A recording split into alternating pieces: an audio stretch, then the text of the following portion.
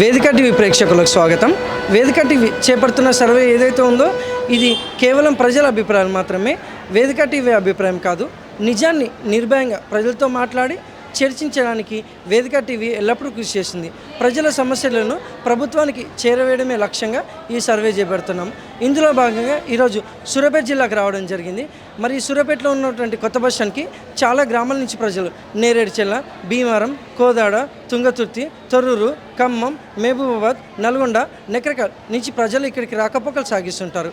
మరి ఇక్కడ ఉన్నటువంటి ప్రజలతో మాట్లాడి కాంగ్రెస్ హయాంలో సీఎం రేవంత్ రెడ్డి గారి పాలన విధి విధానాలు ఏ విధంగా జరుగుతున్నాయి, మరి అలాగే రేవంత్ రెడ్డి గారు ప్రవేశపెట్టిన ఈ 6 గ్యారెంటీలు కానీ సంక్షేమ పథకాలు కానీ లబ్ధిదారులకు ఏ విధంగా లబ్ధి చేకూరుతున్నాయి, మరి గతంలో కేసీఆర్ గారి పాలన విధి విధానాలు ఏ విధంగా జరిగిన విషయాన్ని వాళ్ళ అభిప్రాయం ద్వారా తెలుసుకునే ప్రయత్నం చేద్దాం.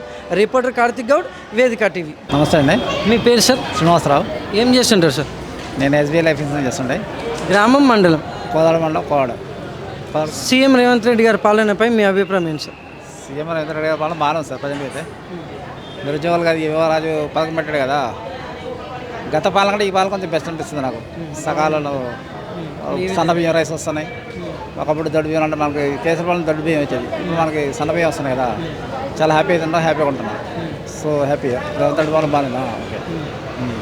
ఈ 6 గ్యారెంటీలు కానీ సంక్షేమ పథకాలు కానీ గ్రామాలలో ఏ విధంగా లబ్ధి చేకూరుతుందంటారు? మహిళలకు ఉచిత పథకం ఫ్రీగా ఉంది.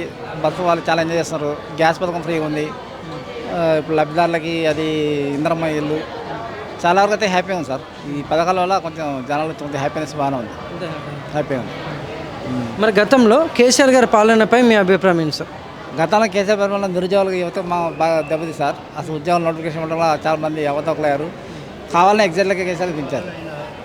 కావాలని ఎగ్జామ్లు దించిన కారణం యువతకి వాళ్ళు ఉపాధి కల్పించడం పెద్ద మైనస్ బ్యాక్. ఎంతసేపు ఆయన రైతు సంక్షేమం చూసాడే తప్ప మిగతా పరిపాలన పట్టించదు కేసీఆర్. అందువల్ల కేసీఆర్ ఇవ్వడం మెయిన్ కారణం నోటిఫికేషన్ లేకపోవడం, టైం టు టైం నోటిఫికేషన్ లేకపోవడం, నిరుద్యోగతను బాగా తక్కువ పెట్టేసింది. ఆ అహంకారంతోనే కేసీఆర్ దింపాడు యాక్చువల్ చెప్పాలంటే. Thank you sir. Okay, thank you very much. నమస్తే. మీ పేరమ్మా? లచ్చు అమ్మ.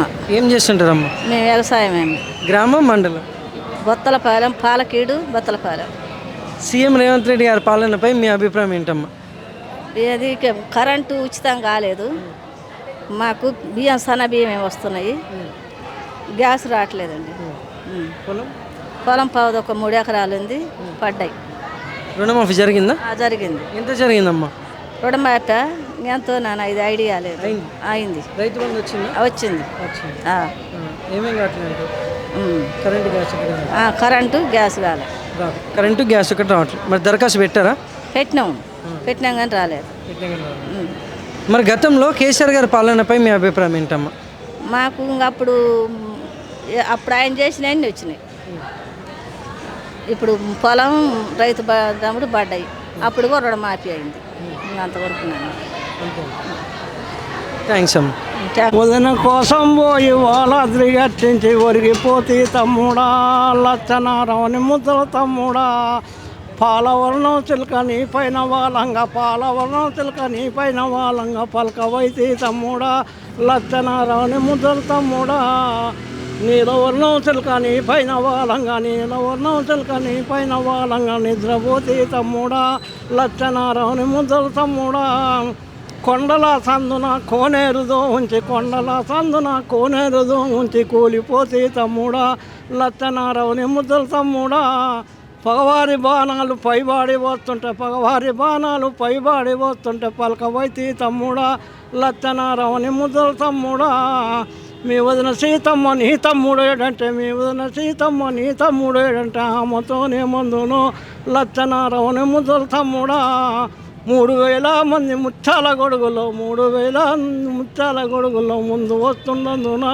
లచ్చన ఆమెతోనే మందును, నీ భార్య ఉరిమల నీ తమ్ముడేడంటే, నీ భార్య ఉరిమల నీ తమ్ముడేడంటే, ఆమెతోనే మందును లచ్చనారావుని ముద్దల తమ్ముడా, 4000 మంది నల్లంపు గొడుగులో, 4000 మంది నల్లంపు గొడుగులో నడుమినొస్తుందన్నున లచ్చన మగతోనే మందును, మన తల్లి కౌంచెల్య తమ్ముడు ఏడంటే, మన తల్లి కౌంచెల్య తమ్ముడు ఏడంటే, అమ్మతోనే మందును లచ్చనారావుని ముద్దల తమ్ముడా, 7,000 మంది ఎర్రంబ గొడుగులు 7,000 మంది ఎర్రంబ గొడుగులు వెనుక వస్తున్నందున లచ్చన అమ్మతోనే మందును మన తల్లి సౌమిత్ర తమ్ముడు ఏడంట మన తల్లి సౌమిత్ర తమ్ముడు ఏడంట అమ్మతోనే మందును లచ్చనారావుని ముద్దలు తమ్ముడా జై 10,000 మంది పత్తంబు గొడుగులో 10,000 మంది పత్తంబు గొడుగులో పక్కన తున్నందున లచ్చన అమ్మతోనే మందును గద్దాడ వస్తుంది చిత్తం చెప్పొస్తుంటాడు రావణాసుడు